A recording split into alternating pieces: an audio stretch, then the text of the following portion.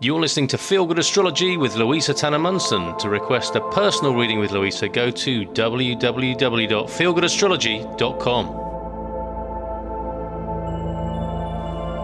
Hi, this is Louisa Tanner Munson, and this is part 10 of our Uranus series, where I look at the effects of what happens if Uranus is in a particular house in your, when you're born in your natal chart, or what happens if Uranus is transiting through your chart in a different place. So, I guess the first thing to think about is, what's the 10th house about? Now, for those of you that have been listening to my series as they've gone on and learning more about astrology, you'll know that I pay particular attention to the 1st, the 4th, the 7th and 10th houses. The reason being is the start of these houses have a major angle at them. They're part of the axes of the birth charts. Now, to my mind, they're a bit like your compass points. If you're going on tour and you're trying to orient through life and understand where life's taking you, you might want to know which direction you're going in. Are you going north, south, east or west? And the ascendant, which is the start of the 1st house, and the descendant, which is the start of the 7th house, are like the north and south. And then you've also got the midheaven, which is the start of the 10th house, opposite the IC, the Imam Kohli, which is the start of the 4th house. And these are your east and west, or you can assign any direction to them, whichever you want really. But they are your principal directions in life, and they show different things. The ascendant shows everything that's you. The descendant shows everything that's not you. The 4th house, the Imam Kohli, the IC, shows your instincts, your background, and kind of like your private life, things that just stay in your own domain. The 10th house shows your public side, everything that is not in your home really, I guess, but is to do with you being perceived out there. So the 10th house is to do with your success, how you perceive your success, how other people perceive your efforts. It shows your status in life. It shows how you project yourself, status-wise. Any key planets in the 10th house also add a lot of descriptors about, what kind of public persona you might have. And the start of the 10th house, the MC, is like the turning point. And the MC, or the midheaven, as I'll probably refer to it within this recording, the midheaven is like the highest point of your chart. Now, it's not necessarily at the top of your chart, but it shows your highest expression of yourself that other people are aware of and how you want to be perceived. So it is like the highest expression of yourself. So any planet about to cross that is going to really affect your public persona and how people perceive you and how you perceive yourself. So it's always going to show some kind of change when an outer planet, one of the slowest moving generational planets like Uranus, Neptune, Pluto, when one of those crosses your midheaven, big stuff happens. And I guess its success or failure is really down to the preparation you can put in as this might be about to happen. So lots of things to think about.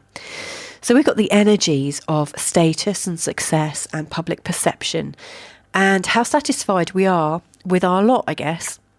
And we've got Uranus, the planet of upstarts, individuality, creativity, rebelliousness, challenge,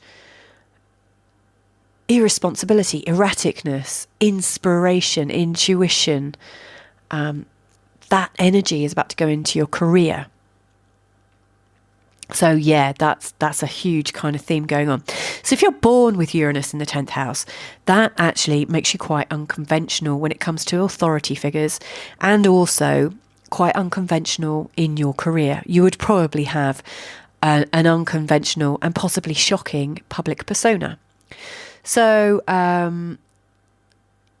it could be that you're well known for being shocking and well known for doing something really unusual that delights and surprises you, but is really, really different, really, really unconventional, and possibly not even that status driven, because Uranus doesn't really like status a whole lot. Uranus is quite philanthropic and humanitarian. Uranus energy is very much related to Aquarius in the 11th house, which is very much a flat hierarchy. It's very much about equality, diversity, that life works for everyone in different ways. So having Uranus here in your 10th house at birth really shows you couldn't really give two figs about being well known or for having lots and lots of money. Because it's not really about that for you. It's not really about your status. You're really kind of relaxed and cool about it. You just want to be yourself, really. Your highest expression is freedom. Your highest expression is being able to explore who you are and not being stopped for it. You'd like to be known for doing what you wanted when you wanted, and for sticking your fingers up towards authority if that's what you need to do. Having Uranus on your midheaven or in your 10th house at birth shows that what you aspire to status-wise and career-wise is really out of context in respect to modern Western ideals as to what a good life looks like. So you'll be redefining yourself and making yourself look how you want to. So for instance, like, I can't remember what Madonna's chart looks like, but I mean, she obviously has tons of status, lots of wealth and whatnot, but she has and carries a very strong Uranian energy of, I don't care what you think, I'm going to do what I want to do. She's got very, very strong, almost belligerent independence and freedom with which she expresses herself. And so it wouldn't be unheard of to see somebody with a Uranus in the 10th house being very deliberate about being themselves. So, if a Uranian 10th house person is wealthy and successful in their life, it's not because they've kowtowed to authority, not by a long shot. They still call their own shots, and really expect to be taken seriously for who they are, and they will express themselves as much as they want to. I think it would be an absolute nightmare to have a child like this go through puberty and then leave home. I think it could be terrifying if you're a parent of a child with a Uranian 10th house. And I would imagine that if you've got a Uranian 10th house and you remember what you were like as a teenager and as a young adult going into the world, I imagine you gave people hell because you don't want to be told what to do and you really want to do your own thing and be yourself, and fair play. By the way, I think every child and every position of birth chart is absolutely perfect. And I'm pregnant right now and expecting this year. So it would be just my luck to talk about saying what a nightmare it would be and have a child with Uranian 10th house. I'll let you know if that happens. But, I don't want to sort of say that one birth chart is better than the other, not by a long shot. I think, there are certain times in somebody's life with a 10th house Uranus when they will be more adaptable, and other times when they'll be really, really sure of who they are and what they're doing and will really rebel against anyone that stops them. So it's just really a comment about how to handle people with a 10th house Uranus. If you are a 10th house Uranus person yourself, then it's really worth understanding the impact that your behaviour has on other people. And, for most people, you'd be like, well, that's their problem. And actually it is, you're right. It is their problem. But there will be times when you might need help. There might be times when you would like some understanding. And one of the problems with having a Uranus 10th house set up in your chart is that people think that you have all the things that you need because you seem so certain of who you are and how you're expressing yourself. And so often people think you're a lot more resourceful and a lot more independent than you possibly are. So it's really important to learn to be able to trust some authority figures or trust some people that can help you. And show enough vulnerability to ask for help when you need it, because people won't assume you need help. I guess that's the most important thing to take from this is, we all go through times when we need a little bit of extra help, or maybe want some, or want to collaborate with other people, in which case it's a time to just learn to, not to play nicely, because that implies that you can't, but just to, I guess your challenge is to, how do you behave in full integrity and authenticity to who you are whilst working alongside other people? This really is a description of people who work best on their own, who collaborate with different parts of themselves rather than other people. So you have people working for you and who might, carry out tasks for you, but your vision is very much your own. So that might be room for development. The 10th house also represents your bossiest parent. Now, in most people's birth charts, astrologers are a little bit tied to definitions traditionally.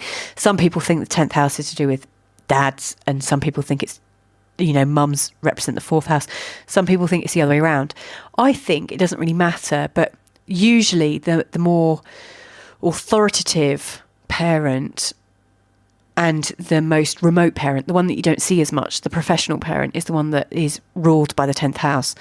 So whoever this is in your chart, it can show a lot of either striking similarities, like you're a chip off the old block, but it can also show real instability and power struggles between you and this person if you've got a 10th house Uranus, because, you don't want people telling you what to do, and one of your parents lives here, if that makes sense. So bear that in mind too.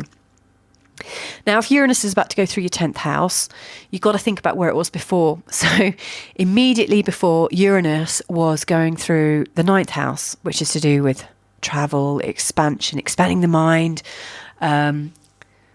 turning your original thoughts on their heads, deepening into spirituality and awareness, deepening the information that you pick up through life and turning it into knowledge and wisdom.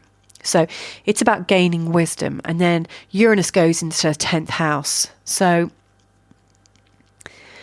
one thing that can happen with Uranus crossing the midheaven, which broaches both, and it goes from the 9th house to the 10th, it's the bridge between the two.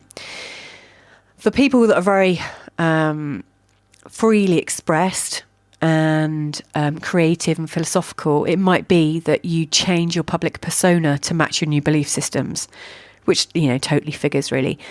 It might be that your recent travels and explorations of the mind is something that you're keen to carry over into your career. So it might be through that you make a severe change, because Uranus is about change, adaptation, resiliency. So you might build some resiliency into your career. Now, they are really good methods, I think, of using the Uranus energy before it uses you. I really believe that it's worth using the power of the planets as you see them approaching, rather than just letting them express themselves. I think it's worth, I guess, many years ago, I used to work on campsites, and a couple of times a year we would maybe have torrential rain, and they would rain on all my customers' tents. And if the sandy soil was what we'd pitch the tents in, then there'd be hell. The tents would wash away or collapse or whatever. But what I often did, especially if I was on quite sandy soil or very flat ground where water couldn't drain away, is I would dig some trenches before the rain hit. I just dig some little trenches or moats around the tents. So when the inevitable rain comes, you've already given it an out and you don't flood. And that's what happens with the planets. So if Uranus is about to go into your 10th house, which could spell disaster for your career and your public persona, Uranus is change. It's shocking, explosive change that changes the way you are. But the 10th house is a really personal expression of who you are. Do you want to just be sat in your tent waiting for that change to hit you? Or do you want to build some moats so the Uranian energy can go where you want it to? I mean, I would take it further. If I had that tent and I was also growing an orchard, I would not only build a moat, but I would put that moat and that trench, and I would trench off all that wonderful water and that energy from Uranus and direct it towards where I want it to go, i.e. my orchard. So that's the analogy I want to use, is if you know that Uranus is about to go into your 10th house, either plan to use that creativity to change your career and your public persona in the way that you want it to go, or just be prepared for significant changes that might take you by surprise. It's quite simple, really. It's Uranus going over the midheaven is one of those turning points in life that's quite severe. It can also show that there's hidden surprise to do with the most authoritative parent. It could be, a sudden passing or an illness with a parent or a falling out with them, because often these sudden changes are quite disruptive. They're not always great things. Uranus going over the midheaven can be to do with surprise wins or windfalls. I saw an article written about lottery winners, for instance, and people who just have a real lucky streak. And Uranus and Jupiter, when they're in a great relationship, really help with that kind of thing. So having Uranus going over your 10th house could be a real blessing. But I always think it's great to prepare the ground ahead of time so that you don't fall foul of the change energy. If you haven't got change planned into your public persona, how you want to be perceived, then you just need to be on guard a little bit about how it might express itself if there's no trenches dug in to absorb, use and direct that energy. Anyway, I hope that's useful. Let me know what you think. Please, if you had an experience of Uranus going through your 10th house, I'd love to hear about it. So yeah, let's keep this conversation flowing and see where it leads us. Take care for now. You've been listening to Feel Good Astrology with Louisa Tanner Munson, and this recording has been made possible by all you lovely supporters at Patreon. To request a personal reading with Louisa, go to www.feelgoodastrology.com.